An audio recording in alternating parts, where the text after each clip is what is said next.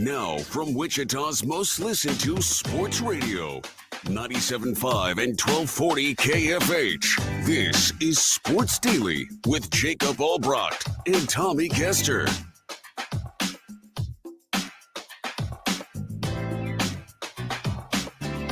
All right, welcome in, everybody. Sports Daily here on a Friday. We are very happy to be joined by a couple local heroes here on the program today, just a little bit later. Trey and Casey Filter, you may have heard from them. They were involved in stopping one of the suspects there at the Kansas City parade. They're from here in Wichita. We will talk to them later this hour just about that entire situation, what happened, what they did, and some reaction to it. We'll get you the latest on information we have from that tragic ending to the festivities there in Kansas City. We'll do that a little bit later in the hour. We've got the voice of the K-State Wildcats joining us in a few minutes to talk about K-State's big weekend coming up. Does Wyatt Thompson see it as must win at home against TCU like we do? We'll ask him in just a little bit. We've got a giveaway. We've got some contests to tell you about, all kinds of good stuff. So make sure you've got the KFH hotline handy and ready to roll at 869-1240. Jad is manning that for us. All kinds of stuff to tell you about coming up this weekend on the networks here. Tommy, good morning. How are you?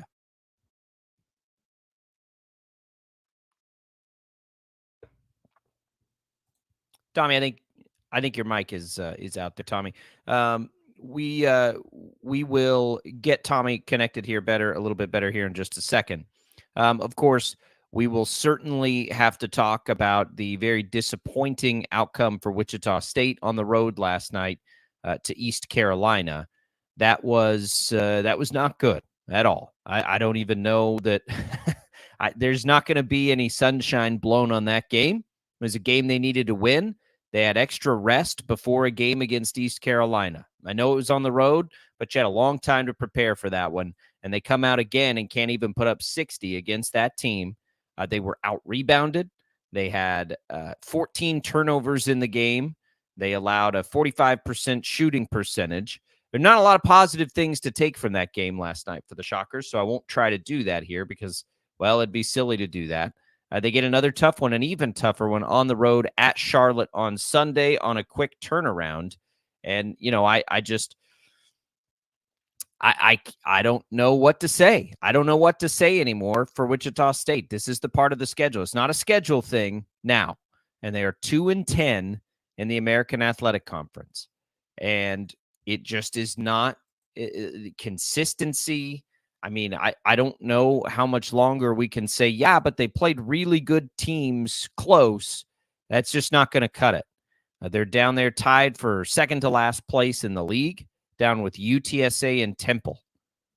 Wichita State doesn't need to be with UTSA and Temple.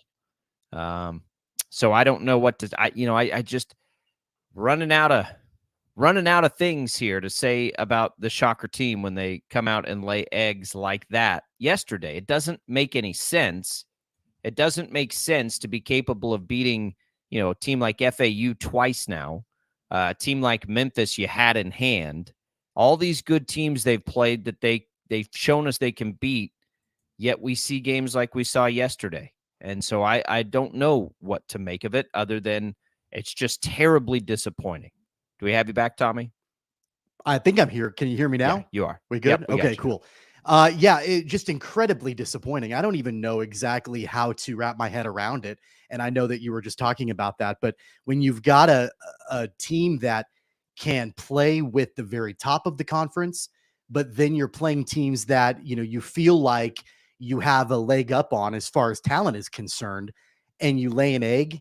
I don't understand it. And on top of that, we talked about this yesterday, the opportunity that Wichita State had to avenge the home loss against East Carolina earlier this conference season. Everything was kind of tailor-made right in front of them, that we felt like this team was trending slightly upward. They get away from some of the bad games that they had a few weeks ago and played really well against some top tier opponents in the conference. And then all of a sudden this happens last night. So, I think deflating is the word to use, because we spent quite a bit of time yesterday talking about expectations for this team down the stretch and what it might take for, maybe them to for them to even get some kind of postseason berth, like maybe an NIT bid if they were able to win out and things like that. And that just kind of seems like fool's gold at this point. Yeah, I mean, it just doesn't matter, right? Like I think what we're learning is it doesn't matter that they almost beat somebody. They're just not winning these games. Like they're going to have a puncher's chance in the conference tournament. They've shown us that they can hang. They haven't really shown us that on the road to a large degree, but those are neutral court games. So I just, like, if you can't go on the road and beat East Carolina, like what are we doing? And not just not beat them. They weren't in that game. Yeah. They were never in that game. They got outscored by 11 in the first half, and it was never close. It doesn't make any sense. 14 turnovers. Yeah. Far too many turnovers, far too many, missed opportunities for Wichita State. And, you've got Colby Rogers with 16. You've got Harlan Beverly with 12. And really from there, the production really drops off big time. And I'm wondering, like, you look at a guy like Xavier Bell, and East Carolina did a really good job limiting him. Only 4 points in 30 minutes for Xavier Bell. And, I think that this team, and we've talked about it before, is having a significant amount of trouble just stringing it all together. Colby Rogers had 16 points, but he took 18 shots. I mean, that, that wasn't a good night for him either. It wasn't a good night for anybody. It isn't a good night for anybody when you score 55 points. That's now twice against East Carolina where they couldn't get to 60. And, it's not as much about East Carolina. East Carolina's, they're 6-6 in the league. They're not the worst team in the league. Certainly. They're not the best team either, though. They're bottom half. And you just can't do that. Like, you can't. I don't know. I don't know what we're supposed to take from this moving forward. We'll have Kevin Saul Monday. There was a little bit of a scheduling conflict on the Shockers, getting on the road to get to that game for Sunday. So we'll get to Kevin Monday. We can ask him. I think it's just like, we'll just, kind of get to the tournament. Like, I enjoy basketball. I enjoy the Shockers. My expectations have to be thrown completely out the window. I keep expecting things, and every time I expect something, it goes right by the wayside. So I guess we just throw those expectations out and hope for the best in the conference tournament. Let's take a quick break. We've got a couple interviews coming for you. Up next, Wyatt Thompson. And then again, we'll talk to a couple of our local heroes here from the Kansas City Parade later this hour as well. It's Sports Daily. Albracht and Castor. We'll be right back.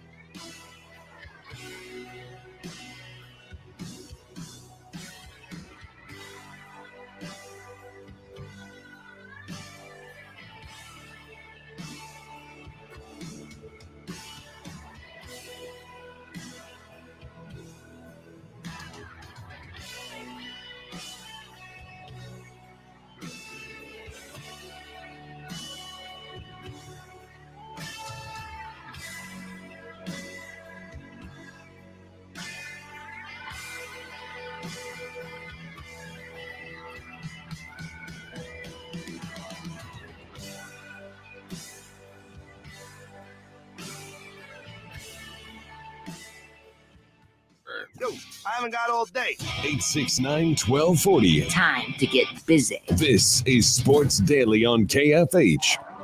Your new radio home for K-State Athletics, 97.5 and 1240 KFH. It's that time, Sports Daily, getting all the inside information on Kansas State. Let's go now to the voice of the Wildcats, Wyatt Thompson. All right, and we do welcome in Wyatt Thompson for another weekly visit ahead of a big one this weekend at home against TCU. Wyatt, we didn't get the road win there against BYU that would have been real handy. Which, to me, correct me if I'm wrong, I kind of feel like this is must win if the Cats are going to get into the tournament. Yeah, I think that's probably accurate. I think really when you look at it with 7 games to go. And Coach Tang even kind of somewhat hinted at this yesterday, that if you win your home games and you get to 9, I'm convinced that he thinks they'll get in. I do think it would certainly help if they could not only win Saturday, but win a road game of the 3 remaining. I think the committee will look at that. He said yesterday during a little press conference that he thought that there could be a team that got in with 8 wins. So I don't know. We'll see. I don't know for sure, but it would certainly be much easier if K-State could win a couple of ball games here back to back and pocket one on the road. They've been so close in so many games, but 1-5 on the road is, especially after the 1-0 start at West Virginia, has been a little frustrating. Well, a 6-point loss against BYU, it wasn't even that close of a game, Wyatt. I mean, the final score No. doesn't really indicate that. What did the Wildcats in your opinion, in that loss? Say that one more time. What do you think did the Wildcats in that loss? Well, it's a good question, because I thought the one thing that they did well was defend the three. They being BYU did not shoot it like they normally do either. So maybe K-State caught a break there. I think where K-State really got hurt was the turnovers, especially late, lack of execution late. And then probably the best answer from there is they really struggled with BYU's big guys, and they are uniquely different. We mentioned going into the weekend last week that their big man, Ali Khalifa, had missed a couple of games, but if he played, and we thought he would be a handful because of the way he plays. He plays at the top of the circle. They play off of him. He hit a couple of big threes in the game. But he's more about rebounding, passing, that kind of stuff. And I thought he helped everybody around him be better than K-State, honestly. The other kid, the Traore kid, is more of a, just a beast on the block at 6'6", 6'7". And K-State struggled with both of those guys, to be honest. Wyatt, I just, like, the hardest thing when I'm trying to, I still, this far in, like, I don't know exactly what K-State is, like, good or bad. I can't. I've struggled all season to find like an identity for this team. Am I alone there? Sure. Like, is that just a me thing, or are you feeling that way too? No, I think I have some of that with you. I don't know if it's 100%, but I do think this team has had some growing spurts, some growing pains. They've been at times painfully inconsistent. There have been, maybe fewer times, but when they've been really good, they've been quite good. So I think that's where the question comes in. I was visiting with Coach on the radio show last night, and I don't know how you explain this, but as one example, they went through about a 5-game stretch there where they just got hammered on the boards, and now they've won the battle on the glass 3 straight games. I mean, it's just, you see what I'm saying? I mean, it's just up and down. The one constant, however, has been trying to find some production minus the big three and the turnovers and occasionally the rebounding. And then the bottom line, too, and this isn't every game, but when they go through some stretches where they don't shoot the ball well, it can be most difficult for them because they're defending at a decent enough level to win games, but the offense has been pretty up and down. How important do you think this week has been for the Wildcats to not have a game, to get healthy, to get kind of re-energized, rested, all of that? Well, I think it's been pretty important, not so much from the rest perspective, but to maybe get a little bit more healthy and to kind of regroup. Coach talked about that yesterday a little bit too, in that the guys had a couple of days off. Not that they were totally 100% away from it. They were for one day, but the next couple of days there was getting shots up and lifting and that kind of stuff and looking at film of TCU and what have you. But I do think it gave the coaches, and this has kind of been an interesting turn because we had gone, Tuesday, Saturday or Wednesday, Saturday for quite some time. And then you kind of, not necessarily back to back, but you have, a Saturday, Monday, Saturday off, and then a Saturday again. And it's given them here a little bit of time, I think, to kind of just search for more answers. I know in watching practice yesterday, and I'll go and watch again a little bit here in a little while. Today, of course, will be a little slower because of the game tomorrow than it was yesterday, but they've really worked on trying to clean up some things on the offensive end. And what I mean by that is not just taking care of the ball, valuing the ball, whatever you want to say, but maybe even crisper cuts, crisper passing. I mean, he got on the guys a couple of times for just kind of somewhat ordinary, I'll say, not lazy, but not enough on the pass to be, and or accuracy to get it, into that shooting pocket that you want. So they're analyzing and working on everything, to be honest.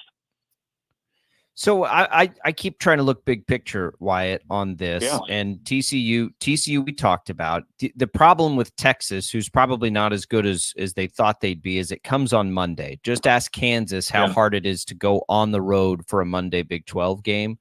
So then when we talk about getting the home wins, though, one of them is against BYU, a team that I know the final score was close. That game wasn't particularly close. And then Iowa State. So again, like it's daunting. You mentioned they've got to get one on the road. I agree, because I think getting them all at home after this one against TCU is probably too much to ask. It's going to be tough. It's going to be tough. Do you think if we look back at the schedule and look back at what this team was, we remember, a good start to conference play? If they went back to that, where they opened 4-1 and it maybe should have been 5-0, is that level of K-State basketball, like, would that be enough to get the wins they need down the stretch, or is that too far gone at this point? Well, it's a really good question.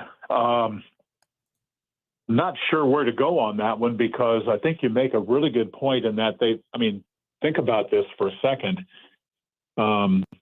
After the Chicago State game, they were very unhappy, the coaches, with that game and with the effort and all of that, and kind of went back to the drawing board, which they did a couple of times last year too. And then they just jumped all over UCF and got off to that good start, then won in Morgantown and what have you. And as you say, they came very, very close to what would have been a 5-0 start. They really had a shot at Tech. Remember now, they're up 9 with just over a minute to go. Maybe a minute and a half, but you get the idea. It was a winnable game. But since that time, I think they have, the league is difficult. We all know that. But I think what has been tough is when you get into these conference games and it's a little bit harder, where K-State won a lot of close games and non-con probably hurt them from the metric standpoint, right? You'd agree with that, I'm sure. But it's also hard to have those, what I call, the big three consistent scores, because those three guys, Tyler Perry, Cam Carter, Arthur Kaluma, are all three of those guys in the top, 15 or 20 in the league in scoring. But it's, when against these really good teams, normally it's been maybe just one or two of those guys. And that happens, but there's not enough of everybody else to kind of pull up the bootstrap and continue to win hard, tough games. Does that make sense at all? They just have not gotten enough out of the other guys, to be honest with you. It does. I guess the point of that question for me is, if that was the best stretch of K-State basketball this season, and I think that it was, is that level enough to carry them through this backstretch? Like, if they could get back to that level, would it be enough to get enough wins here in the remainder? Well, yeah, it's probably. I think the answer would be yes. Boy, you just look at this thing, and with 7 games to go, 4 at home, 3 on the road. I can't say this clearly enough, I don't think. I'm hoping that they can win this game on Saturday. And I say that because here recently, TCU has played K-State very, very well. Now, there's no Mike Miles around. That helps.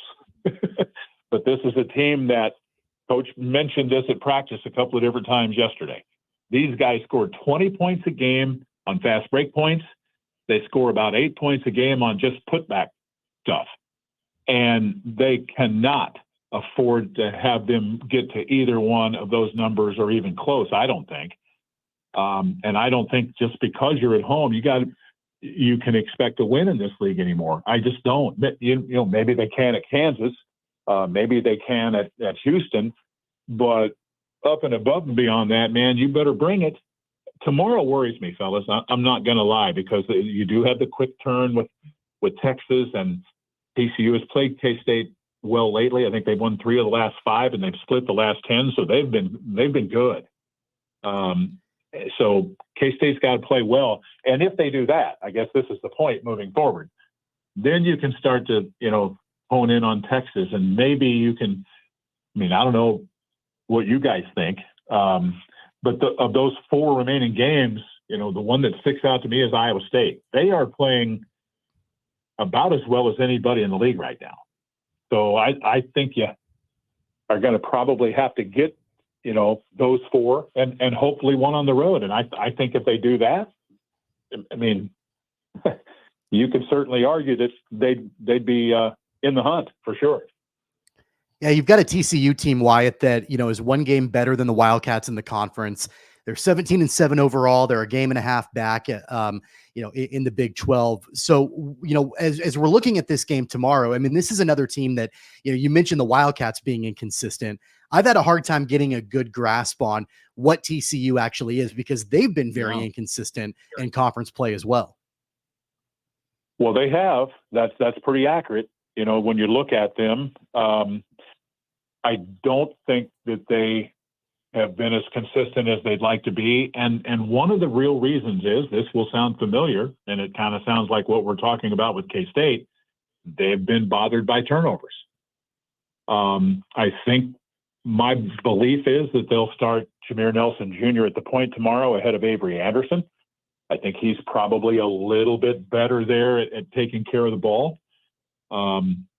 In recent times, Emmanuel Miller and Chuck O'Bannon both have hurt K-State. I'll repeat this again. It's good to not have Mike Miles around because he's been solid. But the real key to this thing tomorrow, from my perspective, is one of the newcomers for TCU. His name is Travion Tennyson, and guys, he's shooting 46% from 3, and he's just been rock solid for them. You got to get him covered up a little bit because, none of those guys are easy, but their bench with Court and Jacoby Coles is pretty good too. They have been inconsistent, but I do think, like K-State, when they're playing at optimum level, they can be pretty difficult to beat. I keep looking at 4 wins, Wyatt, and I think it's going to be 5. So let's say West Virginia and Cincinnati are wins. Let's just assume they're wins. Those are 2 of them. Right. So you've got to have, I think it's going to have to be 3, but even if it was just 2, just real quick for everybody, the other games are TCU on the road against Texas, BYU on the road against Kansas, and Iowa State. So you're going to have at least 2 of those, if not 3. That's a lot. That is a big old task, which amplifies again. They have got to beat TCU at home. That has to be one of the games they have. I just don't think it's going to be there if they can't get that one. Well, I'm in agreement with you there. And I guess, could they lose tomorrow and still do it? Sure. Absolutely. Right. Yeah. But I think, like what you're saying, is it would be monumentally tougher if they don't win tomorrow, right? And I agree with that. I think that's true. I'll stress this again. You can't take for granted going to Cincinnati and winning a game. You got KU and Lawrence, which is awfully hard. You've got Texas and Austin, and they've not been great at home, and they've been, frankly, better on the road in the league. But yet you concern yourself there because K-State hasn't been as good on the road. And Texas has, they're Texas. They have good talent. They've just not put it all together in a consistent form. But with the Sioux and some of the kids they have, the Mitchell kid is really athletic. Max Asmus is one of the best scorers in college basketball. So, yeah, you're not gonna find much in that 7-game stretch where you're thinking, oh boy, looking forward to that one because we're going to get that one.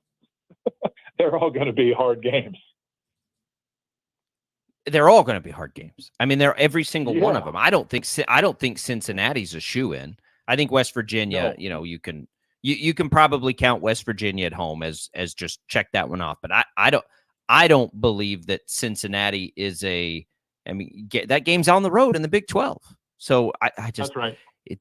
It's going to be tough. It is going to be tough. I'm excited for it. I am excited for it. Like, I don't want it to sound like the sky is falling because I do think it will be fun. I think we're still so early in the Jerome Tang era that I want to see like he and his staff in this spot too. I'm looking forward to it. I know it's going to be a little uneasy and have everybody on the edge of their seat. Well, he brought up something yesterday that caught my attention, I guess I'll say, in that somebody asked, I think it was Fitz, about, can you expect to improve a certain amount this late in the year?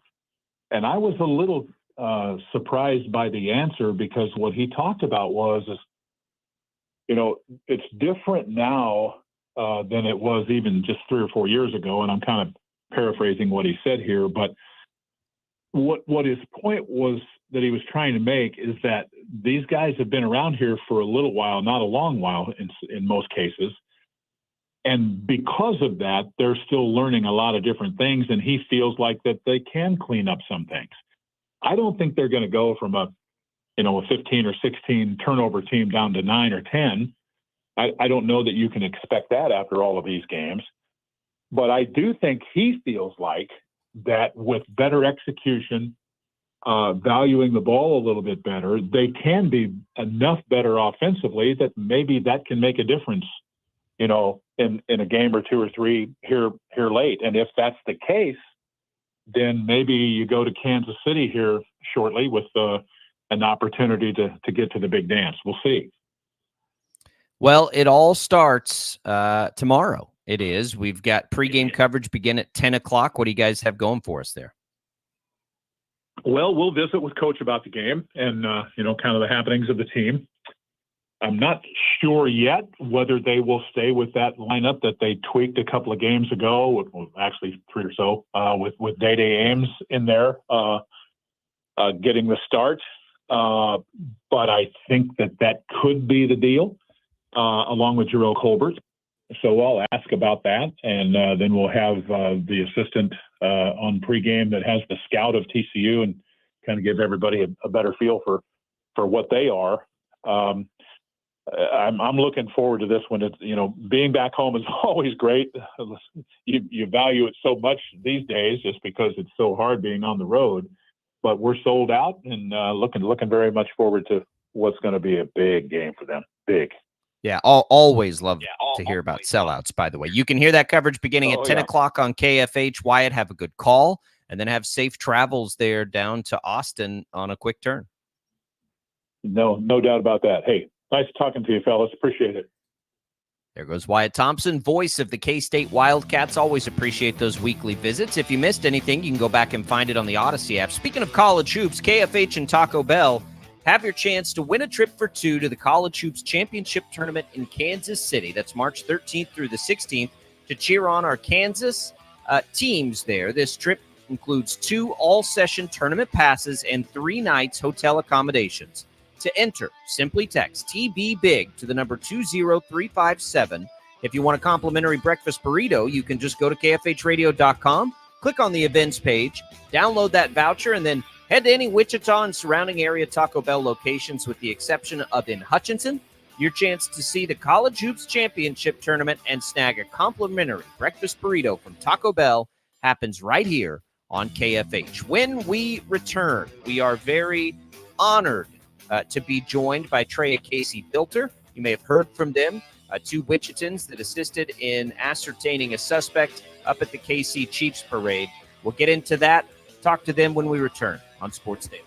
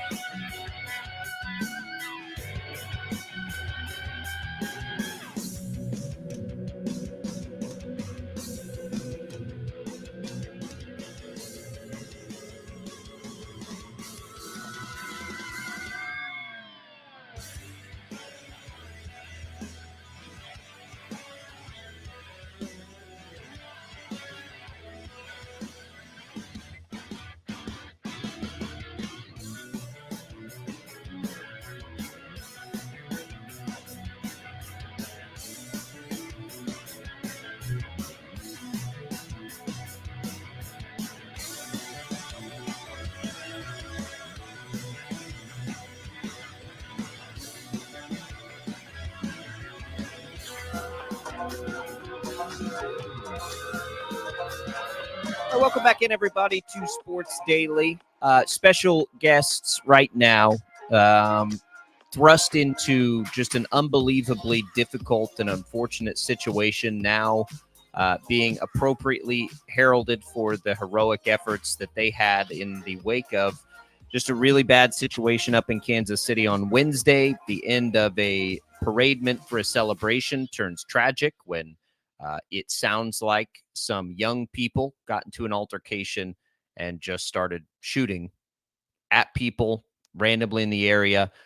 When that happened, you've probably seen the video by now. There were some citizens who tackled one of the suspects running away from police. One of those citizens who assisted in the tackle, Trey Filter, joins us now. I know I know Casey is with him nearby there, and she also You'll see in the video, if you've seen it, it gets the weapon out of the way. Trey, welcome into Sports Daily. It's our pleasure to have you here. I know you've done a ton of these, and we appreciate the time this morning. Yeah, no problem. Thanks for having me. I can't imagine what it's been like for you, the emotional roller coaster that this has all been. You get to, go be a part of something so fun that turns so scary and tragic, and now all the attention you're getting. How have the last couple days been for you? Well, thanks for asking. Yeah, it's been quite overwhelming. I've realized this morning that we spent most of yesterday just running on fumes and adrenaline still. I feel very wiped out. My wife is pretty much kind of over the interview process here. Yeah. Yeah. Look, I get it. And again, I can't tell you how much we appreciate it. When these things happen, I work in TV too. And it's, people talk about, going viral and getting this attention. And I think sometimes people want it. And then all of a sudden it's overwhelming. It's nonstop. I can't imagine what your phone calls and text messages have been like. But the reason for it, and I think it's awesome that you continue to do these interviews, because it's a perspective on these situations that honestly, Trey, we all fear it, right? Like it runs through, these scenarios run through our brains, unfortunately, all the time. What would I do, right? Like what would I do if this was the situation that was presented and I was a part of it? And our kids are taught these things in school, and for you, you reacted in the right way. You helped stop one of, potentially the bad guys. Is there any thought in your brain when you'd make a decision like that, or is it instinct?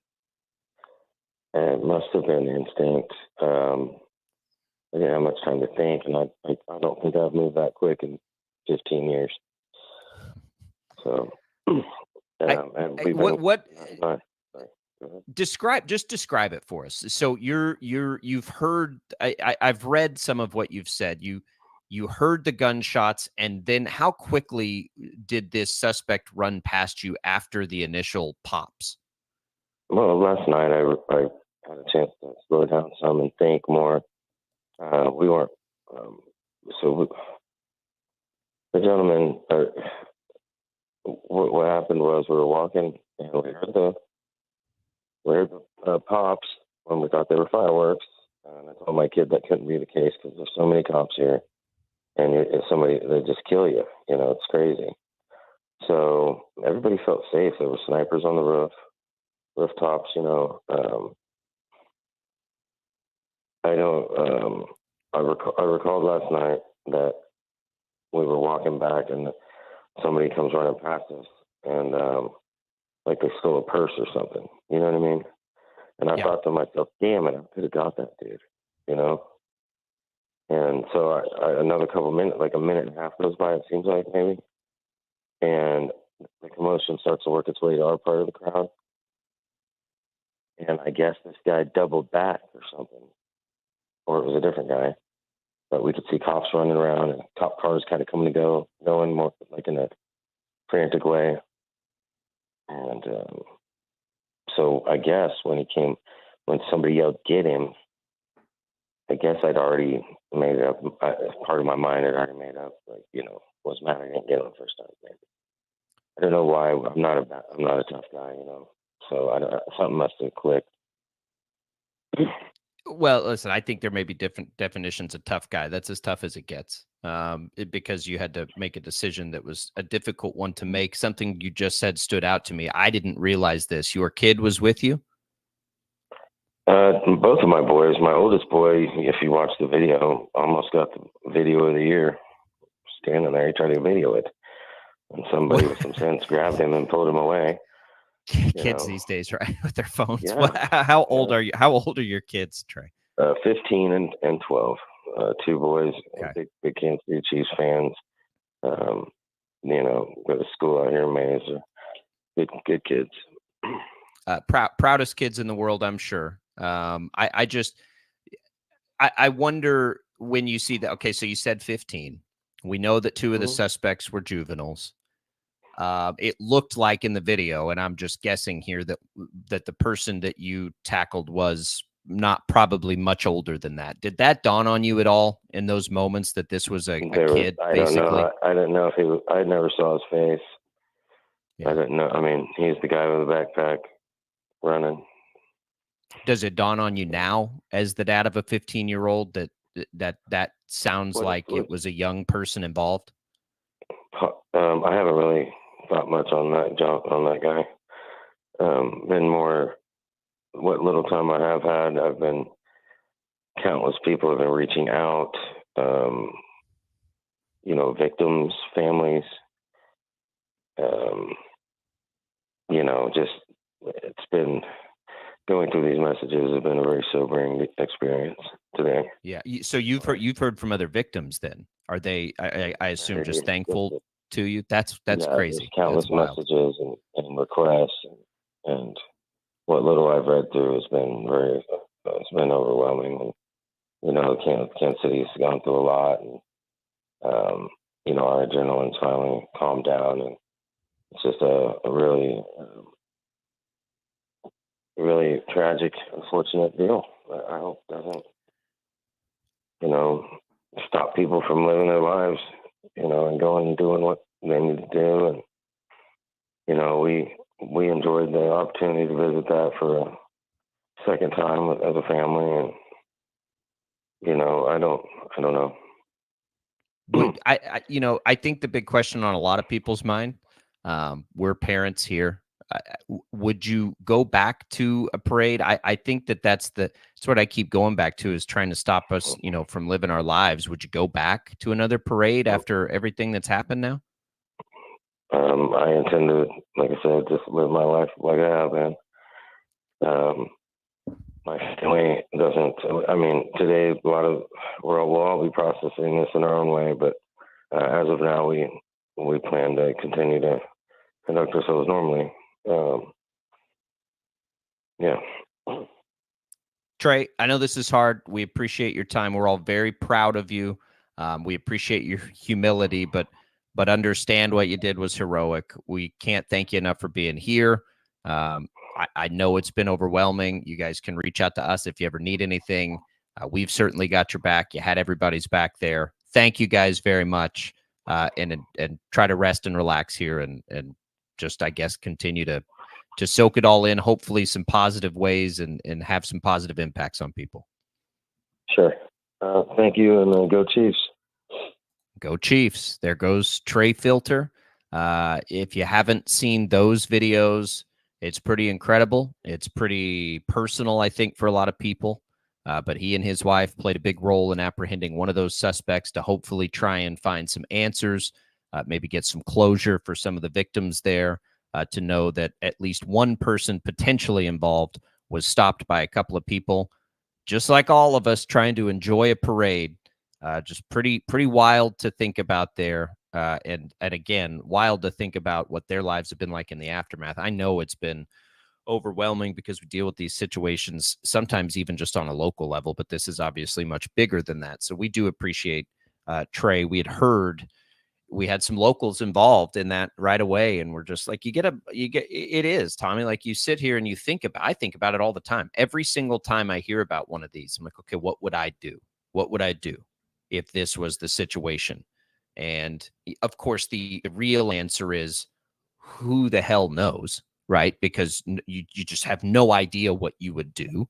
It's a part of what makes, it's that image of like law enforcement running to it, right? One of the always most, inspiring things that you hear about. But, man, these guys just jumped on people and just tried to react in a positive way. You got your kids there. It's just incredible. Just incredible. Yeah, that was the biggest thing that I took away from that, is that, he's got two boys that are 15 and 12. I've got two boys. They're younger than that, but they're about the same distance apart in age as Trey's boys. And yeah, I'm just trying to put myself in his shoes in that situation, and, being up there for that, and what would I do? And I think you hit the nail on the head. You don't know. I mean, and honestly, I'd like to think I would handle it a certain way, but I've never personally been in that situation, and I can't say for sure. So, it's the sad thing and the sobering thing about where we are today is that you kind of think, at least I've always thought, well, that could never happen to me. Well, we're kind of at a point now in our world where it could happen to anybody. And unfortunately, it happened to them and the other folks that were impacted by this at the parade. And so, yeah, absolutely. Hats off to Trey and Casey for handling the situation the way that they did and stepping in and basically being people's guardian angels. It's just incredible. Appreciate that visit. If you're joining us late and you want to check out the interview, you can on the Odyssey app. It's a hero. I mean, it's what heroes do. It's real life heroism, and it's just. I think the thing for me is you don't want to be right. You don't want to be a hero. You just want to go enjoy a parade, and it just is. It's just so unfortunate. It's unfortunate that we've learned, that the suspects are juveniles, young people. I saw an interview of somebody saying just spinning in circles shooting. I just can't comprehend how sad it is that young people were shot, that young people were the shooters. Like, it's just wild. Of course, we continue to think and pray for all the victims there, Trey and his family, thinking and praying for them. That's an emotional experience that probably hasn't even set in. And I shouldn't say probably. He said it hasn't even set in yet. We'll come back. Hour number 2 of Sports Daily right after this.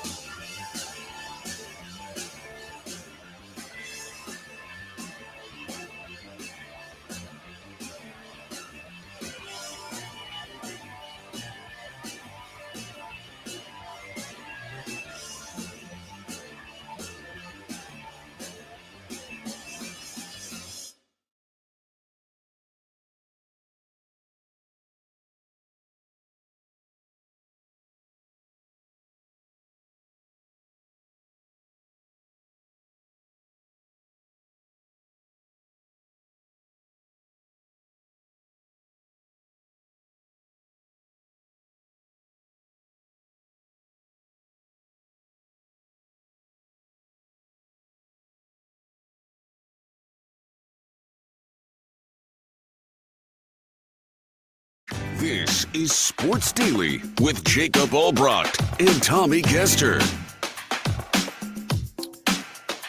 All right, welcome back in, everybody. Sports Daily. Our thanks to Wyatt Thompson in the last hour talking a little K-State hoops. Our thanks to Trey and Casey Filter talking about their heroism at the KC parade, stepping up in a big moment of tragedy and trying to make a difference. Appreciate them. You can listen to either of those on the Odyssey app. Also want to take a minute to send our prayers out to Mike Kennedy. You might have seen yesterday the voice of the Shockers will miss games here for the first time in more than 4 decades as he deals with a medical situation, dealing with the cancer diagnosis that he says he's optimistic about the prognosis, but certainly going to be a long road for Mike. So Mike, if you're listening, we love you, we appreciate you, and I know Shocker fans out there everywhere have been thinking about Mike. Just hate it. Cancer sucks. And rooting for a speedy recovery and a speedy return for the voice of the Shockers. Yeah, Mike Kennedy is Wichita State. That's just the way that it is. I mean, he's been doing this since before you and I were even on this earth, and a true icon, legend, an incredible broadcaster. There's no other way to slice that. And just the longevity that he's had is incredible. And so, of course, our thoughts and prayers go to Mike as he battles this. And I'm glad that, the prognosis is good, but doesn't make it any easier. So, echoing you, Jacob, thinking about Mike today. And his family. Sean, his son, used to be a part of this show for a long time. So to all of the Kennedys, really, and to all the Shocker fans, too. Look, Mike's not just a legend for Wichita State, which, of course, he is. He's a legend in the industry. You don't do what he's done for as long as you have and not have most people in the industry know who you are and have some kind of relationship with you. But it's really, really, look, I think when these things happen, it's cool to see how much people appreciate somebody. And we certainly do with Mike. We all have a relationship with Mike. And so we want him to be back quickly, and we want him to get better quickly. And we will certainly pray for that outcome. Tommy, it's been a strange week, quite frankly, to follow things in sports. It's just like trying to sort of separate things out from what happened in Kansas City. And it's just, it's just wild to think that this has gone from, I mean, can you believe if I told you the Super Bowl was like 5 days ago? Yeah, it seems like an eternity has happened since then. Right? Yeah. It's just crazy. I'm seeing that, just a couple of things that have come out about the Chiefs. It's been hard to follow the Chiefs again because what happened in the parade. Mm-hmm. He apparently texted Brittany, Patrick Mahomes did, on January 5th, a little 10-word message. I decided we're going to win the Super Bowl. It's so funny. I love that. It just like that. I think sometimes we overplay that, like with Jordan and Brady and now Mahomes. I think there are most athletes that have reached this level think that way. It's just the fact that these guys can deliver on it, but it does add to the legend and the aura to hear stuff like that. It is funny. I mean, I think that, I bet you Brock Purdy's wired the same way. It's just he gets to deliver on it. I think it has more to do with it, but it's such a cool thing to see stuff like that. Yeah, the other thing that came out, I don't know if you saw the GoFundMe that is happening, that's gone on for the victim in the shooting, and Taylor Swift donated $100,000 to the GoFundMe. Just to obviously, more stories and incredible things, happening out of this. Yeah, look, she has been awesome for this entire thing. That's certainly awesome. And at first, it's like, well, why would she even say something? Well, why do you think? Right? Because that is encouraging to the family to know that she's the one who did it. Like that adds to the emotion. I'm sure she'd love to just donate it and not say anything, but it does help for them to know that people have the world's biggest star And she shouldn't in have their to corner. explain herself. No, I don't think she will that, have you know to. what I mean? I don't think Yeah. she gives two rips. All right. I Right. don't think she cares. I think she's trying to do what the best thing for that family is, and that Mhm. is the best thing for that family. I'm just Yep. saying, haters are going to hate, I'm sure, but good for her, good for them. You hate the situation. Again, we learned that it was young people that were involved here. It sounds like a dispute, which is, it's a slippery slope for law enforcement to say those things, because they're going to get, one, there's an investigation and they're going to get painted in a corner. But it sounds like young people were in a fight, is what it sounds like. And young people are always going to fight, right? Young people fight. Young boys especially are idiots. It's part of the reason we love football, right? You line boys up and let them hit each other in an organized fashion. We're dumb creatures. We fight, except now there are far too many young people fighting with guns, and we need to figure that out as a society so that these things don't happen. Just one of many issues. But those are the things we learned yesterday. We're getting positive news, I think, from the hospitals on patients. And it's not like the damage wasn't done. It's just the ultimate damage wasn't done. So we'll continue to follow that. If there are any developments today with any of it, we will certainly let you know. Away from the parade, Tom, and it's been, again, apologize for any awkward transitions. There's no way around it, to talk about anything that has to do with the Chiefs, as this is looming, but we'll try. It is Sports Daily. It is a sports show, and we know that people like sports and don't like to think about the bad things all the time. So we're going to talk about some of the interesting things from a sports perspective. L'Jarius Sneed, in an interview yesterday, Tommy, when asked what his message to Brett Veach would be, simply said, "Pay me." Right? It was with Kay Adams on her, I think, like a video podcast that she does. She's awesome, by the way. She said, "Pay me." I think the intentions are clear there with him. We wonder about, and we knew that, right? We expected that. He has not been paid yet in the NFL, and he certainly has earned to be paid.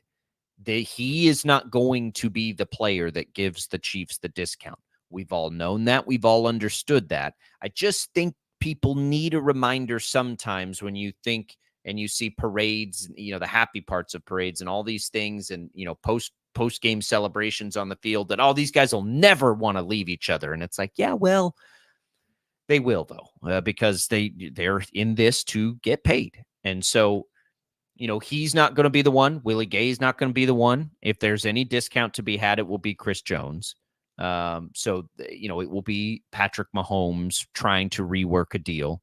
It's not going to be these young guys who especially have not hit free agency yet, Tom. And that's, again, adds to the difficulty of the offseason for the Chiefs. Yeah, I don't have an issue with L'Jarius Sneed wanting paid. I don't have an issue with Willie Gay wanting paid. And the reason for that is because somebody is going to pay them. And if it's not the Kansas City Chiefs, somebody else will. So in that regard, I don't have an issue at all with L'Jarius Sneed saying, "Pay me," to Brett Veach. I'm sure that from an emotional point of view, and knowing that you're coming off back-to-back Super Bowls, sure, he would probably love to stay with Kansas City. I don't think that's a question whatsoever. But yeah, like you mentioned, he hasn't been paid yet in the NFL, and somebody will pay him. So in that regard, yeah, you do kind of have to separate out the loyalty aspect from the financial well-being aspect. And I think that there are probably going to be a number of teams lining up willing to pay L'Jarius Sneed based on what he's done in his career, and more specifically what he did over this last season. So if it's not Brett Veach, somebody else will. I do hope it's Brett Veach, though. So here's the interesting thing is, and I haven't thought about this, just in all honesty, about there are other really good free agents out on the defensive market. And we have seen in the past the Chiefs pass on their own guys for some others. Tyrann Mathieu jumps to mind, right, when they went with Justin Reed. And so we probably need to start thinking about that. So CBS put out its top free agents here. Chris Jones, it lists first. Got to stop with Xavier Sneed. L'Jarius Sneed is at 8. And here's what's interesting about L'Jarius Sneed is he is, according to their rankings, behind Jalen Johnson of the Bears, who's really good. He's really good. But there will be other players. And then, if I go elsewhere on the list. So I'm trying to what I'm trying to do is know, like, Kendall Fuller is a free agent. Stephon Gilmore is a free agent who would be affordable. I'm just trying to think of, like, what's the backup plan if they can't get L'Jarius Sneed paid. And there are some guys, but it's not like a tremendously strong, because I don't think, I would imagine Sneed and Johnson are pretty close to what they get paid. So it's not like you can miss on Sneed and then go get Johnson. So if you don't get Sneed, you're either drafting somebody or probably falling down to like Kendall Fuller. He had time in Kansas City. I don't think that's what you want to do there, but there's not a good solid backup plan to Sneed. I don't think, Tommy. I think the pressure is there. I would give it, like, for me, like an 8 out of 10 chance this deal gets done with Sneed and the Chiefs. Yeah, and we're going to see, I would say, either L'Jarius Sneed return, or if that doesn't happen, that 2 out of 10 that you just said, they would probably draft a replacement. I have a hard time thinking that if Brett Veach is going to pay somebody in free agency, it's not going to be L'Jarius Sneed. I just really don't think that he'll go out and try to find somebody else. And because of that, I do think, and I don't know if I would quite go as high as 8 out of 10 chance, but I do think the chance is fairly high that Veach will try to at least do everything he can to re-sign Sneed. Yeah, I mean, they have some depth. Rick points out he likes the depth on the team. I think the depth is okay. It's fine. L'Jarius Sneed, I don't want to discount the job that they did against top pass rushers this season. Top pass catchers this season. It has been really, really, really, really impressive. And I think that is the place you attack. Yeah, I think that you have to, and you can never have, to Rick's point, enough depth at defensive back. You just can never have it. There are some positions that you could probably get away with not having quite as much depth, and cornerback, especially, is a position that you can never have enough depth. And I do think that there were some players that, in that secondary really did step up in big this year, outside of the guys that we're used to talking about in McDuffie and Sneed. I think Mike Edwards had a really, really good year. I think Jamari Connor had a pretty good year, in reserve. So there were some definitely some guys that came in off the bench that had meaningful snaps this year. And that's all well and good. That's great. You can never have enough of that kind of depth at that position. But if you want a premier player and you want a great starter at the cornerback position, again, like looking at the free agents that are out there, like you mentioned, Jalen Johnson is really, really good, but why try to go and sign him on the open market when you've got L'Jarius Sneed you could re-sign? Well, then there are others that are out there too. It doesn't they're going to command the same sort of money, I think. Right. So it just wouldn't make a lot of sense. Let me ask you this question.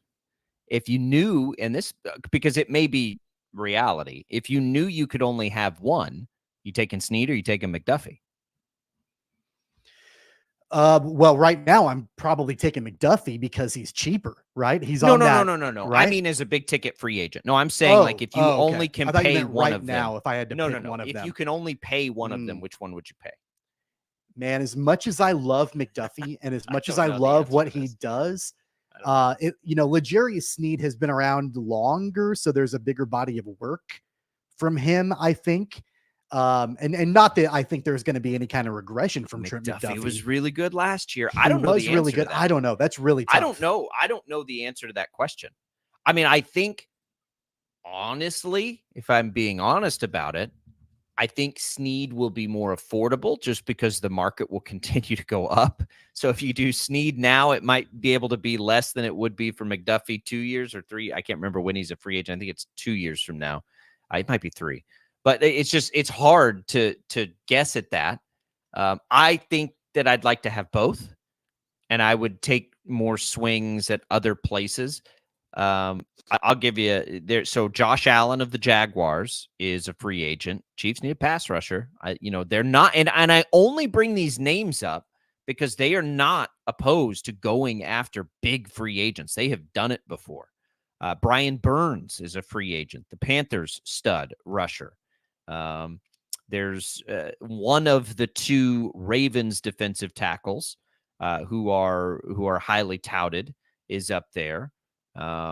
We mentioned Jalen Johnson, Donnell Hunter for the Vikings. I know they'd love to have him back. How about Patrick Queen as a Willie Gay? So they don't.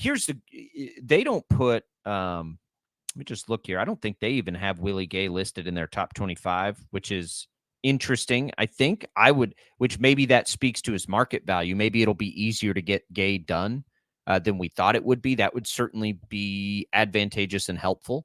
But there are other names out there I think we kind of need to keep on the radar for the Chiefs, because they've shown us before they may like pivot on a plan, right? If they don't think Felix Anudike-Uzomah is coming along quickly enough, I wouldn't be stunned if they pivot and go for a pass rusher. I mean, look at what they gave Frank Clark, right, to try and get that. So there are a billion moving parts. I think that the left tackle is going to be their priority, and I do still suspect that Snead will also be a priority. He's so good against the run and the pass. That's what makes him so good, right? He and McDuffie, and you heard this, like, as all-around corners, like, they're both great blitzers. They're both good against the run. They're both really good against the pass. I think that's the easiest part of the foundation for your defense, is to have that in play, because they do sort of, we know great pass rushers help secondaries, but great secondaries help a lack of a pass rush too, right? Like it kind of works both ways. And boy, these guys just, like, you don't get all around corners like this. Like, maybe there are better cover corners, but all around, to have two of these all around corner type guys, that has to allow supreme flexibility for Spags. And that's why I think it's getting done. I think they're going to re-sign Snead. Yeah, the only knock, if I can think of anything on L'Jarius Snead, is that he does get penalized, at a decent clip, but he's also very aggressive. That's his style of play. And I think, actually, I don't think I know this, just based on the way that everything has gone. Steve Spagnuolo can live with that. He can live with the occasional penalty, with Snead being aggressive, because the success rate of, him covering the top receiver on the opponent's team. So I think that that's something that the Chiefs can live with, those penalties. There are other penalties that this team commits that you can't live with, but L'Jarius Snead being aggressive, I think that's one of them that you're okay with. It's a part of aggressive corners are a part of what Spags does, right? Mm-hmm. And that's why I just think that making sure you have these two, it's so hard. I cannot imagine being an NFL executive and having to take emotion and just put it to the side and only think business. Emotionally, Chris Jones is one of our favorite players, right? Like, emotionally, I can't picture the Chiefs in this dynasty without Chris Jones. He means so much to the community. He's awesome and entertaining and thoughtful and all of these things. He's one of the great defensive tackles we've ever seen, but he's a little older, right? And so I can't fathom the job of having to say, we're out of money, we can't pay you anymore. And it happens in every industry. Being a part of management sucks sometimes, and that's one of the things that sucks the most. But if you're prioritizing it for the future and the long-term future of the defense, I mean, he's just a little older. And so I really hope he takes a discount selfishly. I mean, I'll totally understand if he doesn't, but I kind of want him to, because if I'm stacking it all up, maybe Chris Jones is more important to the future of the defense for one more year, but I don't think he is for 3 more years. I think those two corners are. I think that's your foundation. You've drafted your 2 young pass rushers, Karlaftis, Felix Anudike-Uzomah.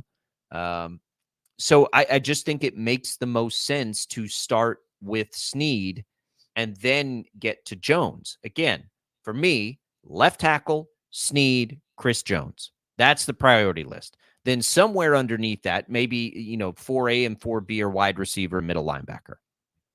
I think Snead is a priority. Here's the thing. Chris Jones kind of missed that window to cash in.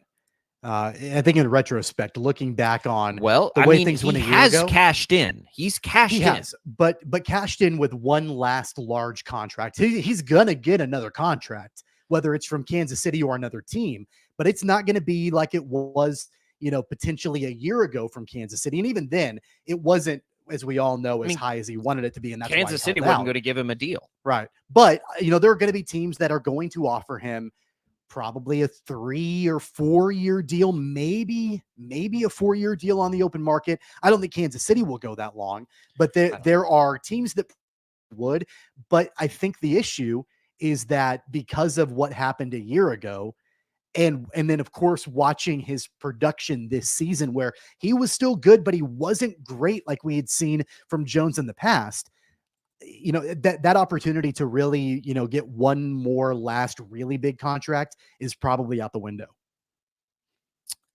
He, I think, hated that situation last year. He was always very uncomfortable in it. He didn't achieve much. He got his bonuses, but the dollars didn't really change. I don't want to say he missed his window because he got his big payday. He wasn't a free agent last year anyway. It's not like he had some opportunity that. But he did miss an opportunity. He did miss an opportunity to get locked in for a number of years at a higher rate. I don't know. Are we certain the Chiefs had that offer on the table? I mean, that could have been the part of the reason he held out, is because he was annoyed by that. I don't know that offer's ever been on the table. I would imagine that they'll try to do a deal that's big in year one and has a team option for year two, which he probably won't like. So is there some compromise to get 2 years more of him getting paid a lot of money?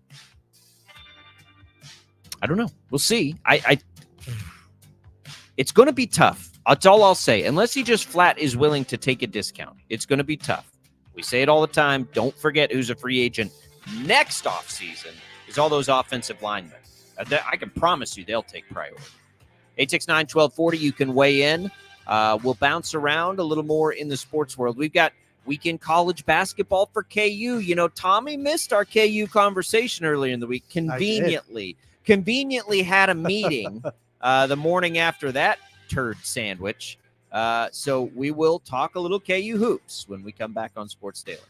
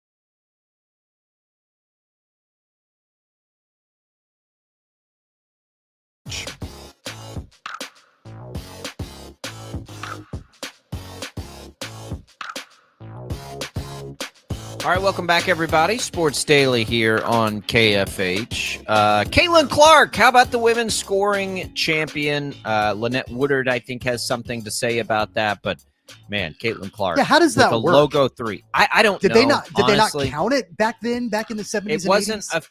yeah, there was something. Jeff Lutz could inform us on this. There was something about the official record keeping and whether it was like a sanction. I don't fully understand it. I just, as we're giving the accolades very appropriately, and it's awesome. Caitlin Clark got to just give a quick little shout out to Lynette Woodard at the same time. But really cool to see Caitlin Clark. Really cool to see her do it as a logo 3. So much swag. There's this fun. Love what she's doing for the game of women's basketball. In the game of men's basketball, Tommy, you ducked the segment. I'm still convinced you didn't have a meeting on, what was that, Tuesday, after KU laid that egg. It was really good timing on my part to not be here. Yes, for that. it was. Yes, it was, to just totally get out of just a disaster in Lubbock. And now they get to come home. We'll see on the health of KU. I talked to Shreyas Latta. I think you missed that one too, didn't you? You're just all the way from KU. He wonders if there'll be any point where they just say, we have got to get healthy and then stop. And I hadn't thought about that. And it was an interesting scenario. I don't think they're there yet because they're still very much in the mix to win the Big 12. And we know how much that means to Bill Self historically. But it might not be the worst thing to do. And that's what, what do you prioritize here? Do you prioritize making as deep a run as you can in the NCAA tournament? Do you prioritize trying to win a Big 12 title? I think the easy answer is to say, well, you do the NCAA tournament. But most of the time, teams aren't wired that way. Like, they set clear goals when it begins. And one of the goals they have is to win the Big 12. Well, that's still in front of them. It's hard to set that goal aside. So I'm not sure what they'll do with McCullough as he continues to nurse a sore knee. Well, it's a team that, forever has always prioritized a conference championship. That's why they won so many of them in a row. But that doesn't mean that they don't prioritize the NCAA tournament. I just know that, from a fan base perspective, there were so many years where, they would get bounced in the early rounds of the tournament. And it was like, okay, well, we won a Big 12 championship again. So really that's what we hang our hat on, for the season. That being said, national titles, obviously, that's the crown jewel of all of it. So I do understand the thought process of trying to get healthy for the NCAA tournament, but I think you can do that without totally just conceding the remainder of your conference games. Like, that's not, the way that I think Bill Self would ever operate. I don't think that's something that would ever be on, but I do understand the importance and the priority of, Kevin McCullough's health, DeJuan Harris's health, all of that. I haven't heard an update on Kevin McCullough and if he'll play tomorrow.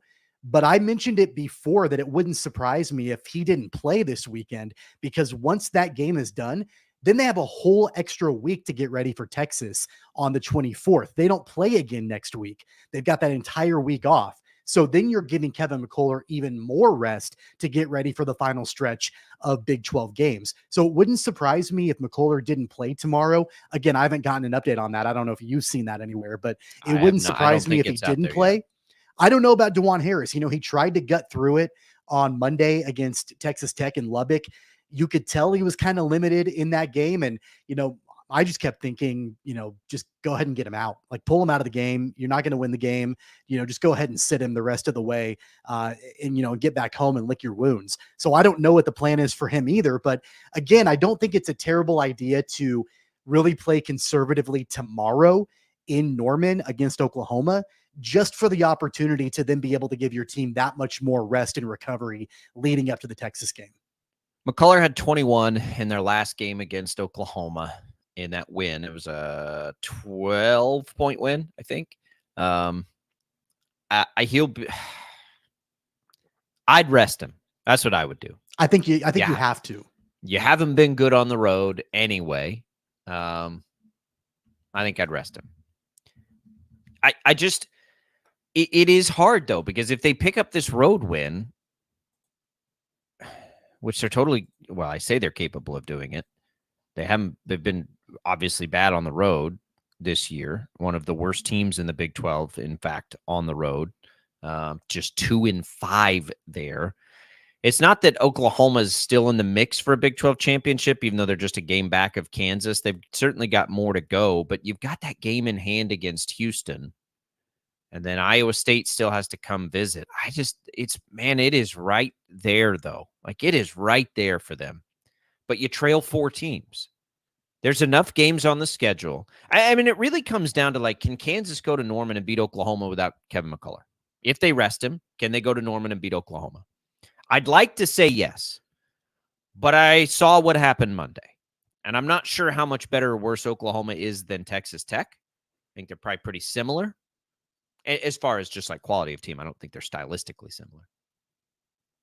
I don't know if they can go to Norman and win without McCullough. I don't know if they can go anywhere and win without McCullough. So are you conceding the loss at that point? I mean, I think if McCullough is testing the knee because he didn't play Monday, so he's had a week. I mean, I think if he can go, and the problem for us is we don't know the medical. We don't know the true medical. Can he play and not do damage? Is it a pain tolerance? Like, what are we doing here? Is rest going to help it long-term fix? Is it always just how does it feel that day? That probably has everything to do with it. And we're not going to know that because they're not going to tell us. And maybe it's as simple as that. If he feels like he can play, he'll play. But if he can't, he can't. He's not going to do any damage or anything. I think it's complicated, and we're trying to look at it simplistically, which is fine because that's all we can do. Yeah. So looking at Bill Self, he made some comments on Thursday where he did say that he was hoping that McCullough could play, and Jamari McDowell for that matter, on Saturday. Not sure of what that exact role will be or how much he'll play. But the biggest thing, honestly, I mean, for me, the biggest thing that Kevin McCullough brings when he's out on the court is he takes pressure off of Hunter Dickinson. That's the biggest thing. And I know that McCullough is a great defender, and I'm not taking that away from him because that's important too. But we saw it on Monday when McCullough wasn't out there. That was one less threat for Texas Tech to have to try to lock down. They were able to put all of their efforts basically into Hunter Dickinson and keeping him from being productive. And Texas Tech did a really, really good job at that. And I would imagine that OU would try to do the same thing if McCullough doesn't play. So in my mind, that's the biggest thing that McCullough brings to this team overall, is that it's another weapon out there and it takes a little bit of pressure off of Hunter Dickinson. I wish that Hunter Dickinson didn't need the pressure taken off of him, right? I wish he could just go out and dominate either way. I still don't know what this team is going to do about its depth problem. I mean, Bill Self said we're tired, we're banged up. You're going to be tired. That tired comes from not having any depth whatsoever. I don't know if Shreyas looked into this, but everyone always says, and I know this too, but like, oh, Bill Self always plays with a short bench by tournament time. Not with his best teams, not this short. Just go look at those teams and how many minutes those benches played a year. Remy Martin, Silvio De Sousa, some of these really, really good teams that have been there over the years, like the deep run teams. Like they have had about 7 guys almost every time, and really like a sixth man that gives you significant minutes and playing time. They don't have that right now. They don't even have a sixth guy who can not mess things up. It feels like, right? Like it doesn't even feel like they have one guy to just give you a breather, much less give you production. And so when you're trying to get healthy, it's not like you can limit McCullough, right? Like if he plays, he's going to have to play 30 minutes because you don't have anybody. It's a problem. And I don't know if it's a fixable problem. Think about it this way. So I went back to the team, the 2019-2020 team, the one that was number 1 when the season got canceled because of COVID. And, that was probably one of the best teams that, Bill Self has had in his time at KU. And there was quite a bit of depth on that team. I mean, that was the team that had Devon Dotson and Udoka Azubuike, but they also had David McCormick and Mitch Lightfoot and Ochai Agbaji, and Jalen Wilson was on that team. DeJuan Harris was on that team. Christian Brown, Marcus Garrett. Like they had a bunch of players. And I know that not all of them had large roles that particular season, but Bill Self wasn't running a 6-man rotation that season. mean, he had quite a bit of depth, especially in the front court when you had Udoka starting, and then you had guys like David McCormick and Mitch Lightfoot and Silvio De Souza backing him up. Like there was quite a bit of depth on that team, and that was one of the best teams that Bill Self has had. So we've seen this over the years. And you know what? I've been one of the ones that has said, well, Bill Self always tightens up his rotation once you get into conference play. And that is true.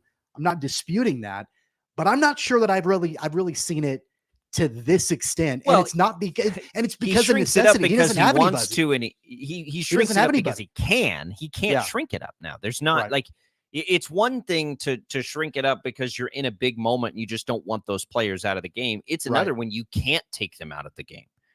They're two very different things. And again, just look at those teams historically over the course of a season. They've had big minutes from other players. Now, in a championship game, when you're everything, like, no, maybe not. Maybe you don't bring those guys in, but you still have the option to. Right now, they face this situation where it doesn't feel like they have any options. Like, it's wild. Somebody comes in off the bench and you just like grab the edge of your seat and you're like, okay, here we go. What's going to happen here? Like, what can they do? And I can't imagine the pressure those guys feel too. Parker Brown was never supposed to be that for this team. Right. And he's kind of been thrust into it. You've got the two freshmen where, one of the 3-star freshmen has really, found his footing and the other two have not. And then, the elephant in the room of Timberlake, who has just not been a contributor almost at all. Arterio Morris was supposed to be the person. I don't have any. I mean, they did that to themselves. They took a dumb risk with him and it blew up in their face. So that's their own fault. I think it's going to have to be one of the freshmen. I just think it's to the point now on February 16th where for those guys, their development comes this offseason. I don't know what could possibly this late just all of the sudden click other than maybe, a conversation that says, look, we've got to have you. When you come in, can you at least give us maximum effort defensively? And then we'll worry about the rest of it later. Just you have to come in and give us maximum effort defensively and don't do anything stupid with the ball on offense. No turnovers. I mean, that's easier said than done. You can ask him that. But I'm saying, like, if you have them come off and be like, we do not need you to be hero offensively. We don't need you to do anything offensively. Okay. And a part of that has to be DeJuan Harris in those moments, at least stepping up to become more of an offensive player, maybe when those guys are in. But like, all we need from you is to give us a short burst here, catch a breather. You have to go 100% effort on defense. And whatever it is that you're going to do on offense, if you touch the ball, make sure it's not a turnover and leave that part to these other guys. And DeJuan Harris, when they come in, you're going to have to do something offensively for us because he's not going to. We don't want him to. In fact, we're going to put a leash and say, no, like, don't even worry. Like, don't worry about that. I mean, maybe you can get a freshman to click that way. I'm not sure. And then maybe the rest comes with it as they're more comfortable. But you know why I think I have a hard time believing that will happen. And it comes back to the reason why Bill Self typically, when he has the choice, doesn't play freshmen down the stretch. It's because he's tried to beat that in the brains of freshmen probably for his entire career, and it usually doesn't work out. So I know it's a matter of necessity right now for him. I have a hard time thinking that it's going to actually work. Well, remember too, though, that Bill Self's, I think the reason his teams always get so much better by the end of the years, it is because they get so much better defensively. And sometimes that has to happen with young players. I mean, you know that young players, it takes a little longer for them to buy in defensively. That's why Greg Marshall's teams were always so good. He always had a lot of older players that were fully committed defensively, right? From lockstep. And so maybe that's the growth spot. It's going to be tough. They play this weekend. It's going to be tough. It's going to be tough down there in Norman. We'll take a quick break. We'll come back. We've talked to K-State at length. We've talked KU there at length. We'll go back to Wichita State last night and look ahead to Sunday when we return on Sports Daily.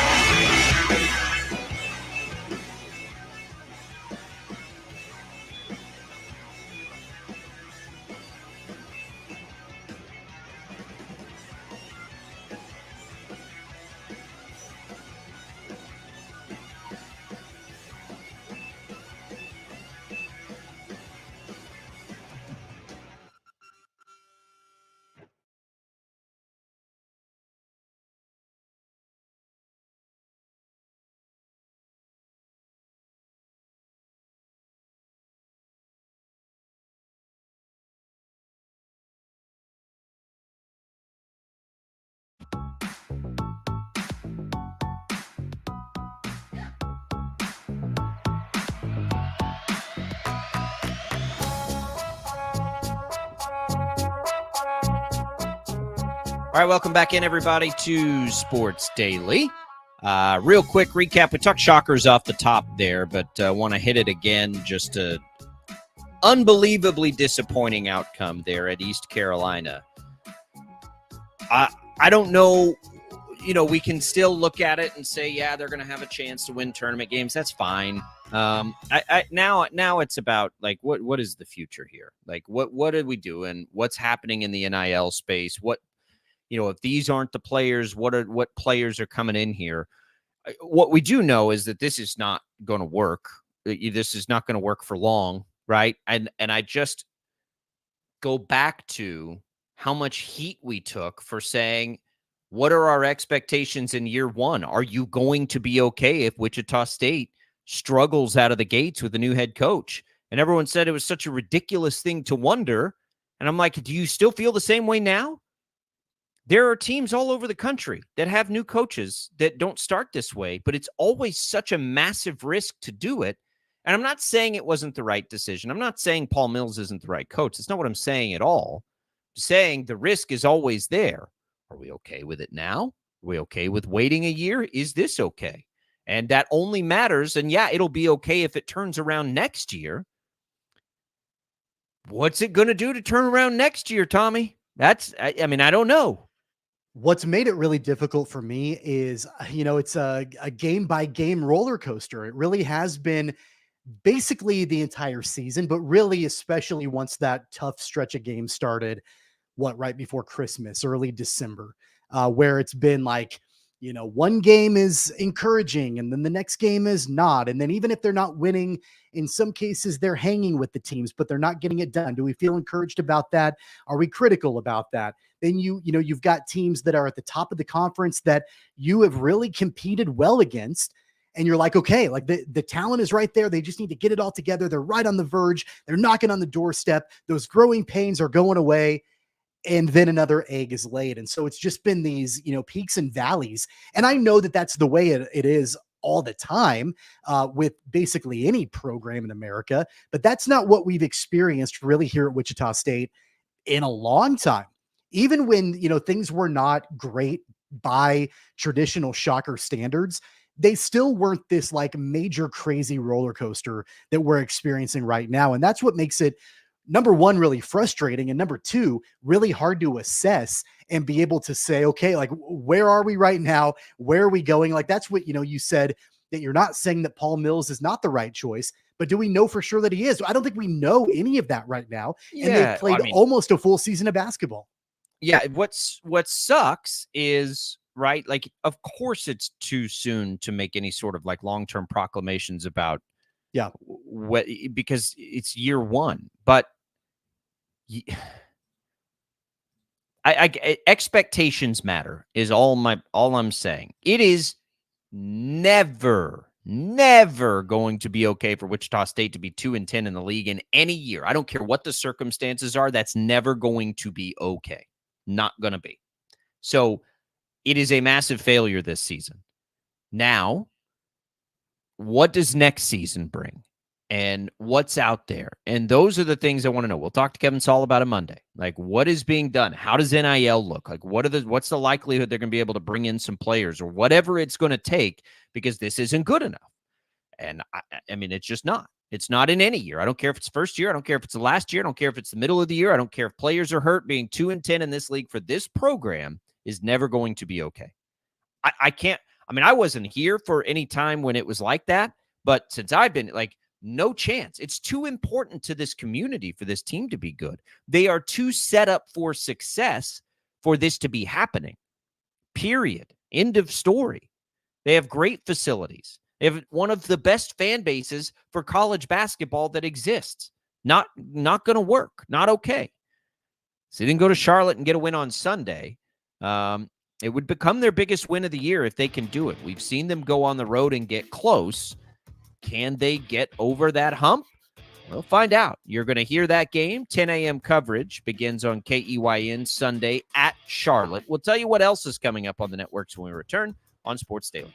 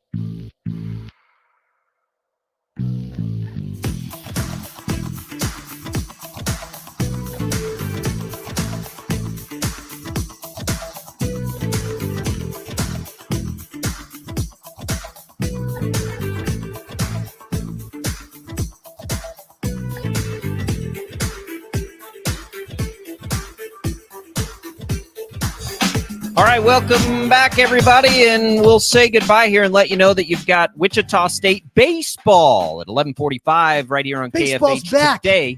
Let's Baseball's go. back, baby. We've got spring training happening. Saturday, you'll have K-State at 10 a.m. That's on KFH. Shocker baseball again, but it's over on KNSS 145. Butler basketball here at 3:45. Shocker men's basketball 10 a.m. Sunday. Wichita State basketball 12:45 on Sunday on KFH, and then a Paul McCartney Wings special on KNSS at 6 o'clock. I'll be CBS Sports Radio 9A to 1P on Sunday. Thanks for being with us in a tough week, everybody. We'll be back here on Monday and do it all again.